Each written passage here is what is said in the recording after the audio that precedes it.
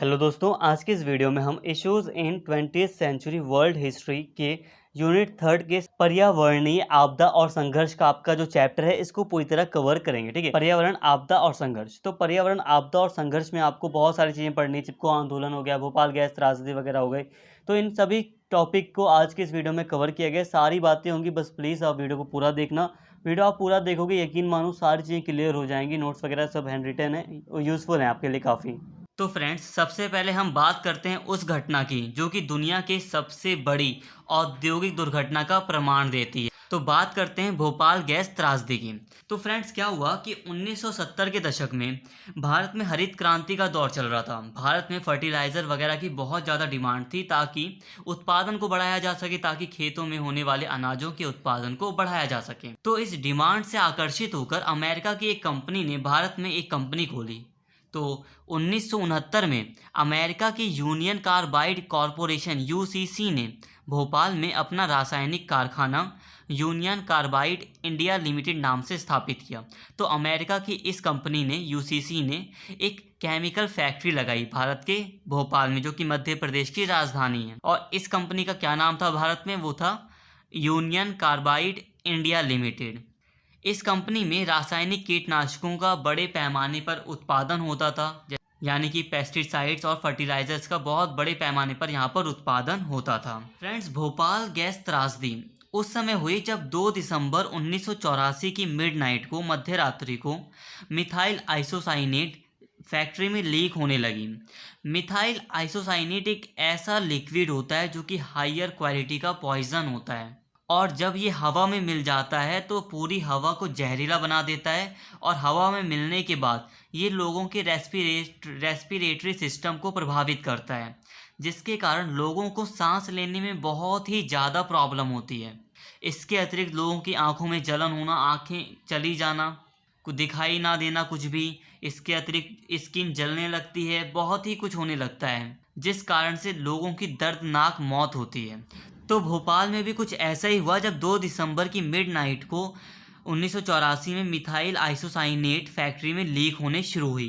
पहले तो इसने फैक्ट्री के कर्मचारियों को प्रभावित किया, जिससे उनकी जान चली गई। इसके बाद ये पूरे इलाके में फैल गई, जिसके कारण हजारों लोग मारे गए, लाखों लोग इससे प्रभावित हुए और भविष्य की पीढ़ी पर इसका काफ़ी असर देखा गया।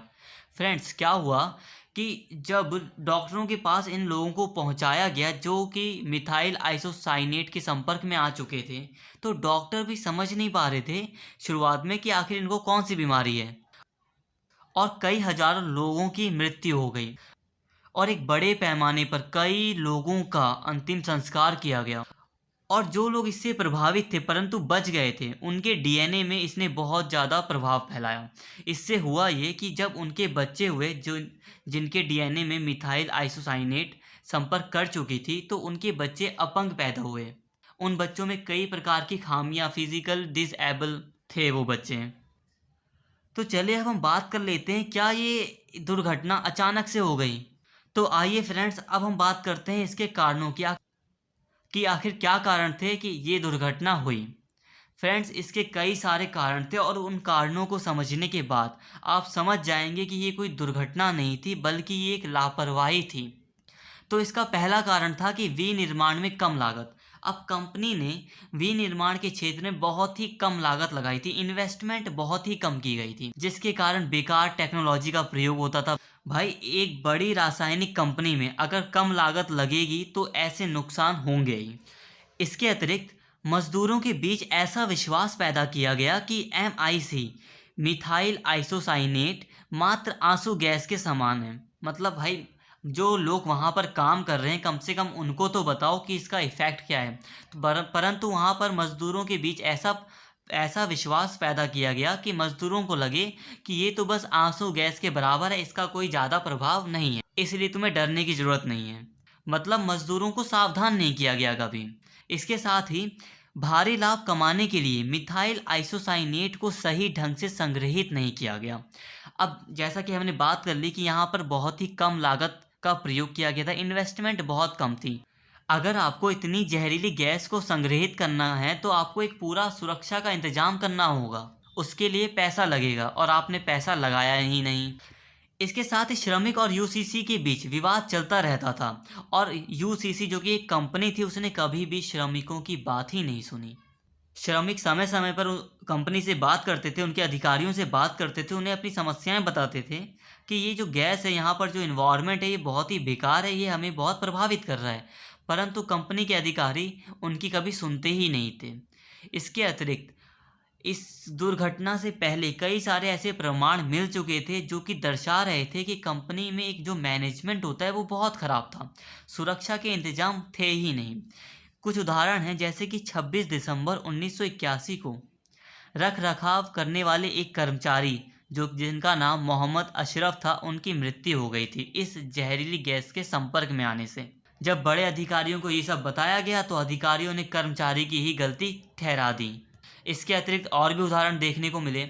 1982 में 42 श्रमिक जो कि जहरीली गैस के संपर्क में आ गए थे, उनको इस कारण से अस्पताल में भर्ती करना पड़ा।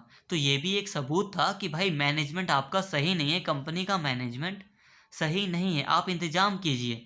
परंतु कंपनी ने इस ओर भी ध्यान नहीं दिया। इसके अलावा दोस्तों, कंपनी में एक सायरन सिस्टम होता है।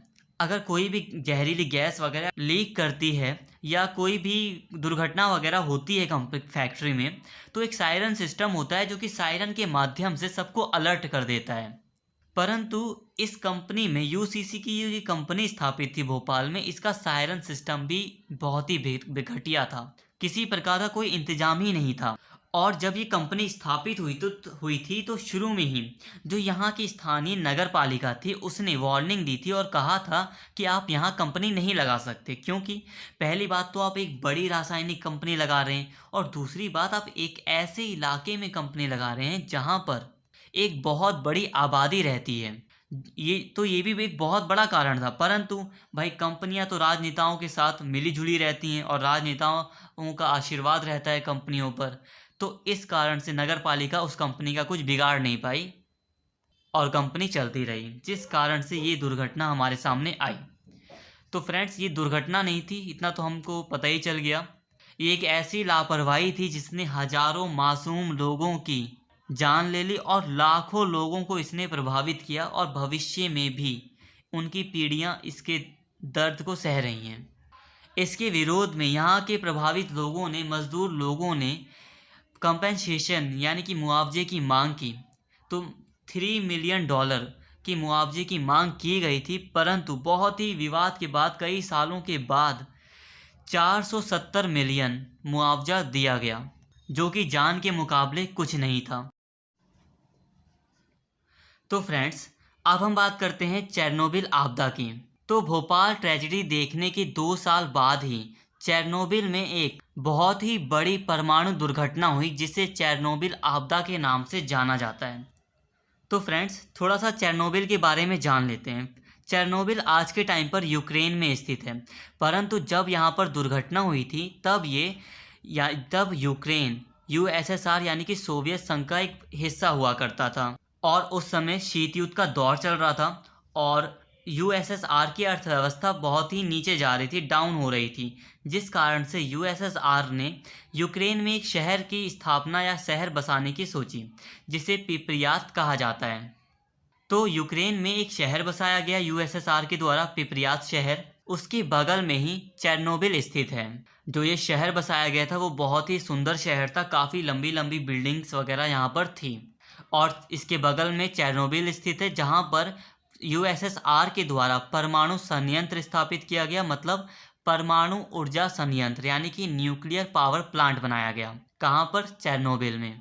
यहाँ पर इसकी परमाणु ऊर्जा के लिए 4 यूनिट लगाई गई थी। तो फ्रेंड्स, जब न्यूक्लियर या परमाणु से ऊर्जा बनाने का काम होता है तो इसमें क्या होता है कि इन सभी केंद्रों में परमाणु ऊर्जा बनाने के लिए यहाँ पर इलेक्ट्रिसिटी सप्लाई की जाती है। इसके साथ ही वाटर वगैरह सप्लाई किया जाता है, जिससे भाप वगैरह बनती है और न्यूक्लियर टूटते हैं, यानी कि परमाणु के एटम्स टूटते हैं और एनर्जी पैदा होती है। तो फ्रेंड्स, यहाँ जो पावर प्लांट्स थे उनके अधिकारियों ने ये सोचा कि क्या हमारे पावर प्लांट्स के जो ये यूनिट्स हैं, जब यहाँ पर कोई इमरजेंसी सिचुएशन पैदा होगी तब भी क्या ये पूरी तरह सही से काम करेंगे? तो इस पर एक टेस्ट किया गया क्या हुआ कि इमरजेंसी की सिचुएशन पैदा की गई।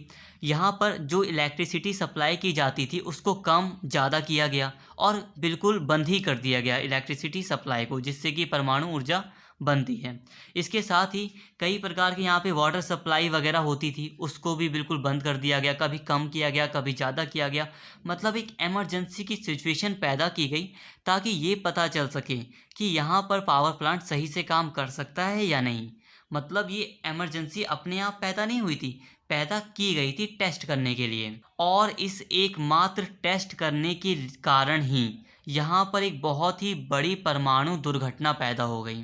इस इमरजेंसी की सिचुएशन पर जहाँ जो यूनिट 4 में एक बहुत ही ज़्यादा भाप पैदा हुई, बहुत ही ज़्यादा स्टीम पैदा हुई, जिसके कारण पूरी छत में ब्लास्ट हो गया। उसके बाद न्यूक्लियर हवा से रिएक्शन कर गया, जिसके बाद कई सारे ब्लास्ट हुए, जिसके कारण रेडिएशन दूर दूर तक फैल गया और यहाँ पर काम करने वाले कर्मचारियों की डेथ हुई। इसके साथ ही जो यहाँ पर आग बुझाने आए थे, जो फायर फाइटर्स थे, उनकी भी डेथ हो गई, क्योंकि रेडिएशन बहुत ज़्यादा फैल चुका था, जो कि उनकी स्किन को भी फाड़ दे रहा था। और सबसे बड़ी बात तो ये, जो पिपरियास शहर में लोग रह रहे थे बगल में, उनको इस बात का कोई पता ही नहीं था कि वहाँ पर चेरनोबिल में ऐसी ऐसी घटना हो गई है। 36 घंटे बाद उन लोगों को इस बात का ज्ञान हुआ और इस 36 घंटे बाद लोगों को यहाँ से हटाया गया, क्योंकि सोवियत संघ इस बात को गुप्त ही रखना चाहता था। और आसपास यूक्रेन के आसपास के जो देश थे, जो यूरोपीय देश थे, वहाँ तक ये रेडिएशन पहुँचने लगा। स्वीडन में ये रेडिएशन पहुँचा और स्वीडन को ये पता चल गया, तब जाके इस बात का खुलासा हुआ कि यहाँ पर रेडिएशन फैला है, जिसके कारण ना सिर्फ कई बिलियंस का नुकसान हुआ, बल्कि कई सारी जानें गई, कई सारे लोग इससे प्रभावित हुए। और आज ये शहर जो है, जो ये पिपरियास शहर है, आज ये वीरान शहर है, इसे घोस्ट शहर कहा जाता है। यहाँ पे आज भी लोग टूरिस्ट के रूप में जाते हैं, परंतु पूरी सेफ्टी के साथ। आज भी यहाँ पर बहुत ही ज़्यादा रेडिएशन फैला है। तो फ्रेंड्स देख सकते हैं कि कितनी बुरी तरह एक इमरजेंसी की सिचुएशन पैदा की गई और एकमात्र एक टेस्ट करने के लिए इतनी बड़ी दुर्घटना को अंजाम दिया गया। तो भोपाल में जो ट्रेजेडी देखी गई वो एक लापरवाही थी, और यहाँ पर भी एक देखा जाए तो ये एक लापरवाही तो है। तो ऐसी ही लापरवाहियों के कारण कितने लोगों की जानें गई। तो फ्रेंड्स इसी के साथ हमारा ये टॉपिक खत्म होता है। इसके चिपको आंदोलन को डिटेल में समझने से पहले हमें उस घटना को जरूर पढ़ना चाहिए, जो कि पेड़ों के संरक्षण से संबंधित एक ऐतिहासिक घटना रही है। फ्रेंड्स ऐतिहासिक रूप से पेड़ों के संरक्षण से संबंधित एक महत्वपूर्ण घटना तब घटी जब 1730 ईस्वी में अमृता देवी के नेतृत्व में 363 बिश्नोइयों ने राजस्थान में खेड़ी के पेड़ों को बचाने के लिए अपना बलिदान दिया। फ्रेंड्स ये घटना राजस्थान के जोधपुर में तब घटी जब 1730 ईस्वी में वहाँ के राजा ने खेड़ी के पेड़ों को काटने का आदेश दिया, और जिसकी रक्षा करते हुए 363 बिश्नोइयों ने अपना बलिदान दे दिया अमृता देवी के नेतृत्व में। फ्रेंड्स इतना बड़ा बलिदान विश्व के किसी भी हिस्से में पेड़ों के संरक्षण को लेकर अभी तक नहीं हुआ है। तो जब कभी भी पेड़ों के संरक्षण की बात आती है तो इस ऐतिहासिक घटना को याद करना अवश्य हो जाता है। तो अब आते हैं हमारे अपने टॉपिक पर, जो कि है चिपको आंदोलन। फ्रेंड्स चिपको आंदोलन एक अहिंसक वन संरक्षण आंदोलन है, जो कि पूरी दुनिया में पर्यावरण संरक्षण आंदोलन के लिए एक प्रेरणा स्रोत है। इस आंदोलन से संबंधित जो प्रमुख व्यक्ति रहे हैं वो हैं गौरा देवी, सुदेश देवी, चंडी प्रसाद भट्ट इत्यादि लोग प्रमुख व्यक्ति रहे हैं। फ्रेंड्स पहली बार चिपको आंदोलन 1973 में चमोली जिले के मंडल गांव में हुआ था। तो फ्रेंड्स अभी हमने बस चिपको आंदोलन को हल्का सा समझा है। अब हम बात करते हैं कि आखिर क्या कारण थे जिनके कारण चिपको आंदोलन हुआ और किस प्रकार ये घटना घटी। तो प्लीज़ वीडियो को स्किप ना करें। फ्रेंड्स जो ये क्षेत्र है चमोली, ये एक पहाड़ी क्षेत्र है। इसके साथ ही यहाँ गंगा का तराई मैदान है, जो कि दलदल है। तो पहाड़ी क्षेत्र होने के कारण और यहाँ तराई का मैदान होने के कारण जो ये क्षेत्र है ये दूसरे क्षेत्रों से अलग हो जाता है, और यहाँ की जो परिस्थितियाँ हैं वो काफ़ी विकट हो जाती हैं, जिसके कारण यहाँ के लोगों के पास रोजगार का अवसर नहीं है। तो फ्रेंड्स इसी कारण से, क्योंकि यहाँ पर रोजगार के अवसर नहीं है, तो इसी कारण से यहाँ के लोग, जब आंदोलन हुआ उस समय भी और आज भी, खेती और वानिकी पर ही निर्भर करते हैं। यहाँ लोग अपनी आजीविका और अपना जीवन यापन खेती और वानिकी के द्वारा ही चलाते हैं। वानिकी का मतलब है कि वनों में ईंधन के रूप में लकड़ियाँ इकट्ठा करना, इसके आदि फल वगैरह इकट्ठा करना और ऐसे उत्पाद इकट्ठा करना जो कि उनके काम के लिए होते हैं। फ्रेंड्स इस क्षेत्र में औपनिवेशिक समय से ही प्राकृतिक संसाधनों का दोहन होता रहा था। मतलब जब अंग्रेज यहाँ भारत में थे तब भी इस क्षेत्र में लंबे समय तक प्राकृतिक संसाधनों का दोहन हुआ। इसके बाद जब देश आज़ाद हो गया और जब यहाँ राज्य सरकार आई, तो राज्य सरकारों ने यहाँ पर ऐसी नीतियाँ बनाई जिसके कारण यहाँ के पेड़ पौधों जंगलों का बहुत ही ज़्यादा दोहन हुआ और स्थानीय लोगों को उनके अधिकार से वंचित किया गया। वनोपज पर भारी निर्भरता के बावजूद यहाँ के लोगों को उनके अधिकारों से वंचित रखा गया और यहाँ के स्थानीय लोगों को वाणिज्यिक लॉगिंग से जो रोजगार उत्पन्न होता था उससे भी वंचित रखा गया। मतलब देखिए, अब सरकार ऐसी नीतियाँ बनाती थी, राज्य सरकार ऐसी नीतियाँ बनाती थी जिससे कि निजी कंपनियाँ इन इलाकों में जाती थी और यहाँ के पेड़ों को काटकर अपना उत्पादन बढ़ाती थी और बिजनेस करती थी। परंतु उन निजी कंपनियों के इन क्षेत्रों में आने से कुछ रोजगार भी उत्पन्न होते थे और उन रोजगार में स्थानीय लोगों को शामिल नहीं किया जाता था, बल्कि कुछ प्रवासियों को बुलाया जाता था और उन प्रवासियों को यहाँ रोजगार दिया जाता था। तो स्थानीय लोगों को इन रोजगारों से भी वंचित रखा गया, जिससे उनमें और भी ज़्यादा असंतोष पैदा होना शुरू हुआ। इसके साथ ही जो पहाड़ी संसाधन थे उन पर अब दबाव बहुत ज़्यादा बढ़ने लगा। एक तो स्थानीय लोग पहाड़ी संसाधनों पर निर्भर थे, दूसरे प्रवासी जो यहाँ आकर बसने लगे थे वो भी इन्हीं संसाधनों पर निर्भर थे और रोजगार पर भी निर्भर थे वो। परंतु जो वाणिज्यिक कंपनियाँ थी जो लकड़ियों का काम काज करती थी, जो अपना उत्पादन करती थी पेड़ों को काटकर, वो भी इन्हीं संसाधनों पर अब निर्भर थी।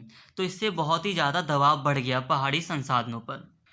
इसके अलावा 1962 में भारत चीन युद्ध हुआ, जिसके कारण भारत ने भी अब सड़क निर्माण की योजना बनानी शुरू कर दी, क्योंकि भारत ने देखा कि चीन भारत की सीमाओं पर अब सड़क बना रहा है, तो इसलिए सुरक्षा के लिहाज से भी सड़क का निर्माण करना भारत सरकार के लिए ज़रूरी हो गया और सड़कों का निर्माण किया जाने लगा, जिसके तहत 1970 के दशक में एक गंभीर बाढ़ की आपदा आई और 200 से भी अधिक लोगों की जान चली गई।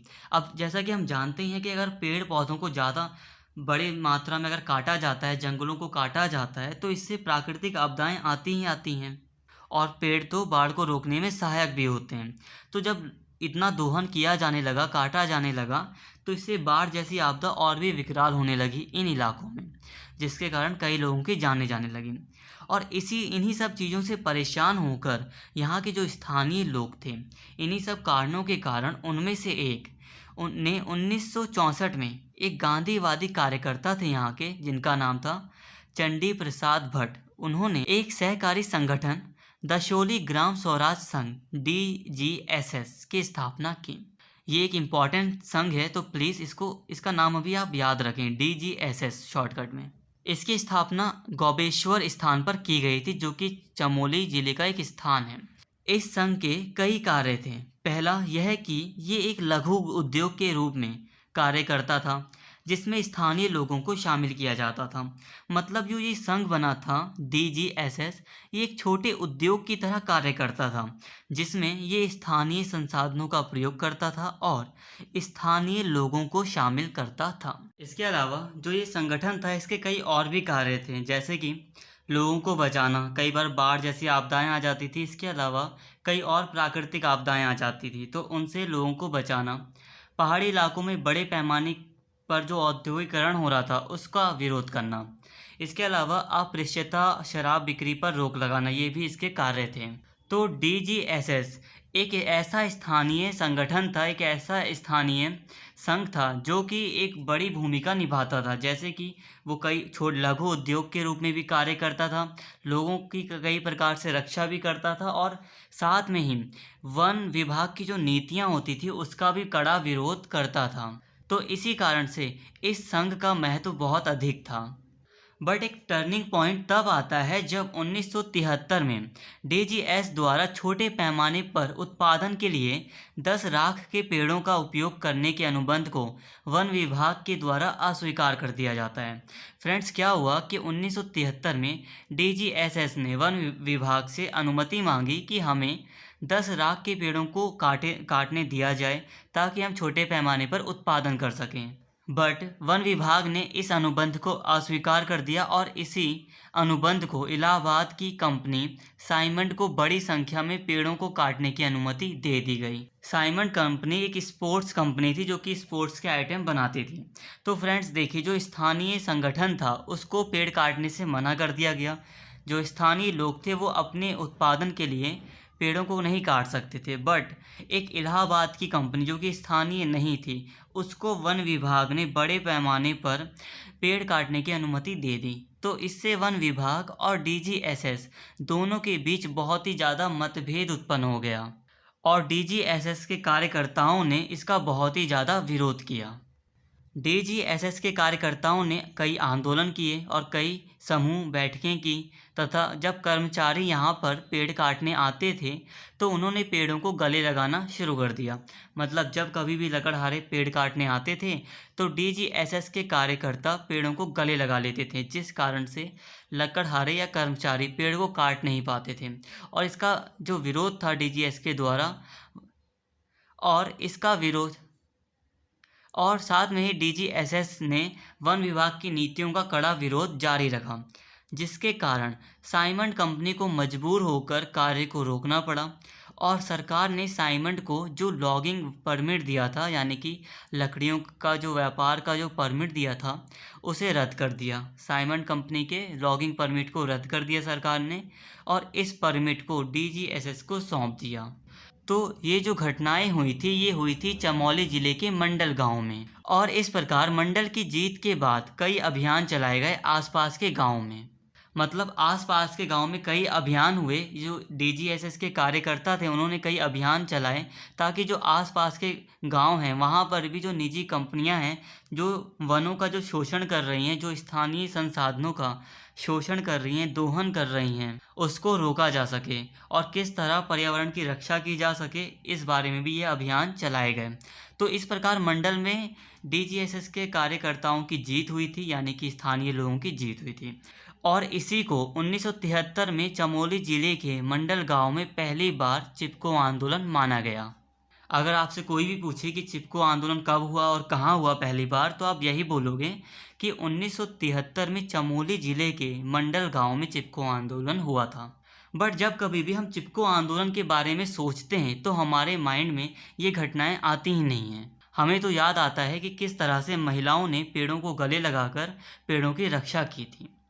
तो आइए अब हम उसी बारे में बात करते हैं। फ्रेंड्स, 1974 में रैनी गांव में, जो कि चमोली ज़िले का ही एक गांव है, वहां पर एक ऐसी घटना घटी जिसको लोग चिपको आंदोलन के रूप में ज़्यादा याद करते हैं। फ्रेंड्स, क्या हुआ कि आगे बढ़ते हुए अगर हम बात करें तो 1974 में सरकार ने निजी कंपनियों के साथ 2000 से भी अधिक पेड़ काटने का अनुबंध किया। मतलब सरकार ने निजी कंपनियों को ये परमिट दे दिया कि वो 2000 से अधिक पेड़ काट सकती हैं, जो कि बहुत ही बड़ा फैसला था, जिसके कारण चंडी प्रसाद भट्ट के नेतृत्व में कई अभियान चलाए गए तथा कई समूह बैठकें हुई और सरकार की इन नीतियों का बहुत ही बड़ा विरोध हुआ और विरोध चलता रहा। एक दिन जब लोगों को, यानी कि जो कार्यकर्ता थे, उनको लगा कि सरकार हमें मुआवजा देना चाहती है, तो वो ग्रामीण क्षेत्रों से निकले और वो जिला मुख्यालय पहुंचने लगे। मतलब सरकारी दफ्तर के लिए निकल पड़े। उन्हें लगा कि सरकार हमें मुआवजा दे सकती है, तो इसके लिए वो गांव से निकले और गांव में महिलाएं रह गईं। ये सरकार और कंपनियों की एक चाल थी। जैसे ही ग्रामीण कार्यकर्ता रैनी गांव से चले गए तो लकड़हारों से लदे ट्रक पेड़ काटने के लिए पहुंच गए। मतलब सरकार और निजी कंपनियों के द्वारा ये चाल चली गई थी कि जब कार्यकर्ता गांव से निकल जाएंगे तब लकड़हारे आसानी से पेड़ काट सकेंगे। और जैसे ही कार्यकर्ता निकल गए वैसे ही लकड़हारे वहां पहुंच गए बड़ी संख्या में पेड़ काटने के लिए। और इसी बीच एक स्थानीय लड़की ने गौरा देवी को घटना की सूचना दी। गौरा देवी रैनी गांव की एक महिला थी। उनको एक लड़की ने ये सूचना दी कि पेड़ काटने कई सारे लकड़हारे आ गए हैं। गौरा देवी ने जानकारी मिलने के बाद 27 अन्य महिलाओं के साथ लकड़हारों से भिड़ने का फैसला लिया। जब वार्ता विफल हो गई, मतलब पहले बातचीत करने की कोशिश की गई महिलाओं के द्वारा, परंतु जब वार्ता विफल हो गई, जब बातचीत से कोई काम नहीं हुआ, तो महिलाओं ने पेड़ों को काटने से रोकने के लिए उन पेड़ों को गले लगा लिया। अब जब महिलाओं ने पेड़ों को गले लगा लिया है तो लकड़हारे पेड़ों को कैसे काट सकेंगे? अगर उन्हें पेड़ों को काटना है तो पहले उन्हें महिलाओं को काटना पड़ेगा, जो कि मुमकिन नहीं है। ये घटना पूरी रात चली, मतलब लकड़हारे अड़े रहे पेड़ काटने के लिए, परंतु महिलाएं पीछे नहीं हटी, और जिस कारण से ये घटना पूरी रात चली। और फिर कुछ लकड़हारे फिर वापस चले गए, और अगले ही दिन डीजीएसएस के कार्यकर्ता और जो ग्रामीण थे वो वापस आ गए, और फिर ठेकेदारों को जंगल छोड़ने के लिए मजबूर किया गया। ठेकेदार तथा लकड़हारे आसानी से पीछे नहीं हटे। डीजीएसएस के कार्यकर्ताओं और ग्रामीणों के साथ उनका मतभेद लगातार बना रहा। लगभग 4 दिनों तक उनके बीच संघर्ष बना रहा, और मजबूर होकर ठेकेदारों को अब जंगल छोड़ना पड़ा। तो रेनी की जो ये घटना थी वो बहुत बड़ी बन चुकी थी, जिसके कारण जो तत्कालीन मुख्यमंत्री थे हेमवती नंदन बहुगुणा, उन्होंने एक समिति का गठन किया, और उस समिति ने स्थानीय लोगों के पक्ष में फैसला सुनाया, जिसके कारण ठेकेदारों और जो निजी कंपनियां थी उनको पीछे हटना पड़ा। 1974 में जब ये घटना हुई तो उस समय जो चमोली ज़िला है, यानी कि जो उत्तराखंड था, वो उत्तर प्रदेश का एक हिस्सा था। तो ये जो मुख्यमंत्री हैं ये उत्तर प्रदेश के मुख्यमंत्री थे। इसके साथ ही 1972 से 1979 के बीच 150 से भी अधिक गांव इस संघर्ष का, यानी कि चिपको संघर्ष का हिस्सा बने। मतलब कि ये चिपको आंदोलन कितना फैल सा गया, और इसने सभी का ध्यान अपनी ओर आकर्षित किया। तो इसी के चलते 1980 में भारत की प्रधानमंत्री इंदिरा गांधी ने उत्तराखंड के हिमालय में वाणिज्यिक लॉगिंग पर 15 साल के लिए प्रतिबंध लगा दिया। तो इस तरह ग्रामीणों यानी कि स्थानीय लोगों ने अपने संसाधनों की रक्षा की, और सरकार और वन विभाग को मजबूर किया कि वो उनके लिए अनुकूल नीतियां बनाएं, जिसके चलते 1980 में इतना बड़ा फैसला लिया गया। और चिपको आंदोलन सभी पर्यावरण संरक्षण आंदोलन के लिए एक प्रेरणा का स्रोत बना, और बाद में चिपको आंदोलन ने हिमालय संसाधनों की रक्षा के लिए एक सामाजिक आंदोलन का रूप धारण कर लिया, और आज भी ये हिमालय में जो प्राकृतिक संसाधन है उसकी रक्षा में सक्रिय है। तो फ्रेंड्स, अभी हमने चिपको आंदोलन को अच्छे से समझ लिया है। फ्रेंड्स, अब हम बात करते हैं अमेजन आंदोलन की। अमेजन आंदोलन ब्राज़ील के एक्रे जंगल में हुआ था। ये आंदोलन अमेजन वर्षा वनों के संरक्षण के लिए हुआ था। इसके जो प्रमुख नेता थे वो थे चिको मेंडेस। इनका जन्म 1944 में हुआ था, और चिको मेंडेस ने अपना बचपन एक्रे शहर कसापुरी में बिताया था। एक्रे में एक शहर था कसापुरी, जहां पर चिको मेंडेस ने अपना बचपन बिताया था। इन्होंने 9 साल की उम्र में अपने पिता के साथ रबर टैपर्स के रूप में कार्य करना शुरू कर दिया। रबर टैपर्स जो रबर के ट्री होते हैं, पेड़ होते हैं, उनसे रबर निकालने का काम करते हैं। रबर टैपर्स जब रबर निकालते हैं तो ट्री को पूरी तरह काटते नहीं या पूरी तरह नुकसान नहीं पहुंचाते हैं। वो जब रबर निकालते हैं तो वो क्या करते हैं कि जो ट्री की जो छाल होती है उसको किसी नोकीली चीज़ से रगड़ते हैं, जिससे कि कुछ लार सी निकलने लगती है, जिसे रबड़ कहा जाता है। चिको मेंडेस ने कोई औपचारिक शिक्षा नहीं ली थी। इन्होंने खुद ही पढ़ना सीखा था, खुद ही समझना सीखा था। 1970 के दशक में चिको मेंडेस ने रबर टैपर्स के साथ हो रहे अन्याय और शोषण के विरुद्ध एवं ग्रामीण अधिकारों के लिए कसापुरी में एक ग्रामीण श्रमिक संघ का आयोजन किया था। इसके साथ ही रबर टैपर्स की राष्ट्रीय परिषद की संस्था विकसित की थी। ये एक ऐसी संस्था थी जिसमें यहाँ के मूल निवासी और जो रबर टैपर्स थे वो शामिल थे, और अपने अधिकारों की रक्षा के लिए सक्रिय थे। 1970 से 80 के दशक में ब्राज़ील सैन्य तानाशाही के अधीन था, मतलब ब्राज़ील में सैन्य शासन था, और उस सैन्य शासन ने पशुपालन के लिए अमेजन के वर्षा वनों की कटाई को मंजूरी दे दी। मतलब पशुपालन करने के लिए पेड़ों की कटाई को मंजूरी दे दी गई। इसका मेन उद्देश्य यही था, पशुपालन को बढ़ाकर अर्थव्यवस्था को बढ़ाना और साथ में खेती बाड़ी को बढ़ाना। इसके लिए जो वर्षा वन थे वहाँ से रबर टैपर्स को हटाना शुरू कर दिया गया, बट रबर टैपर्स पीछे नहीं हटे। उन्होंने जो वन आच्छादित एरिया था, जो वन आच्छादित क्षेत्र था, वहाँ पर कब्जा कर लिया, और जब मशीनें आई पेड़ों को काटने तो वो मशीनों के सामने आ गए। जब बड़ी बड़ी मशीनें पेड़ों को जब काटने आई तो जो रबर टैपर्स थे वो मशीनों के सामने आ गए और उन्होंने पेड़ काटने नहीं दिया और इसका बहुत ही ज़्यादा विरोध किया। अमेजन के आसपास के लोगों का ध्यान अपनी ओर आकर्षित करने के लिए चिको मेंडेस ने रबर टैपर्स के अध्यक्ष के रूप में अंतर्राष्ट्रीय पर्यावरण आंदोलन के साथ भागीदारी की।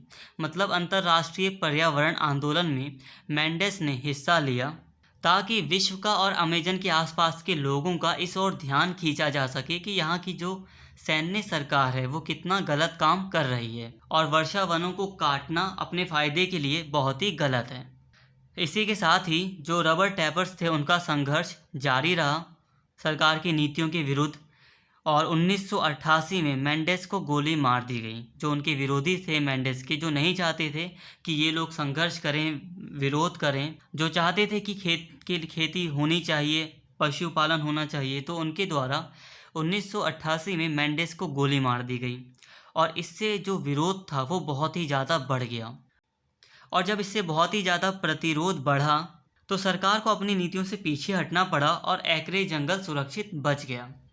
और मेंडेस की मृत्यु के एक दशक बाद उनके सहयोगी एक्रे में सत्ता में आए। जो एक्रे स्थान था वहाँ पर मेंडेस के सहयोगी सत्ता में आए और उन्होंने पर्यावरण अनुकूल नीतियों को स्थापित किया। ऐसी नीतियों को स्थापित किया जिससे कि वर्षा वनों की रक्षा हो सके, वहाँ के पर्यावरण की रक्षा हो सके। तो यहाँ पर भी ये आंदोलन सफल रहा था, परंतु आज भी इन वर्षा वनों की कटाई जारी है। हालांकि ये धीमी हो रही है थोड़ी, बट कटाई जारी है। सरकार की पशुपालन की नीतियां, खेती बढ़ाने की नीतियां इत्यादि नीतियों के कारण पर्यावरण का नुकसान तो हो ही रहा है। बट इन आंदोलनों ने पर्यावरण की रक्षा में एक महत्वपूर्ण भूमिका निभाई है जिसको नकारा नहीं जा सकता। और इन आंदोलन की वजह से ही आज के टाइम पर भी हम देखते हैं कि कई संगठन या कई लोग पर्यावरण की सुरक्षा के लिए सामने आते हैं, क्योंकि ऐसे आंदोलनों से ही लोगों को प्रेरणा मिलती है। तो फ्रेंड्स, इस वीडियो में फ़िलहाल इतना ही। और अगर आपको वीडियो पसंद आई हो तो प्लीज़ चैनल को ज़रूर सब्सक्राइब करें और इस वीडियो को ज़रूर लाइक करें और ज़्यादा से ज़्यादा शेयर करें। Thank you.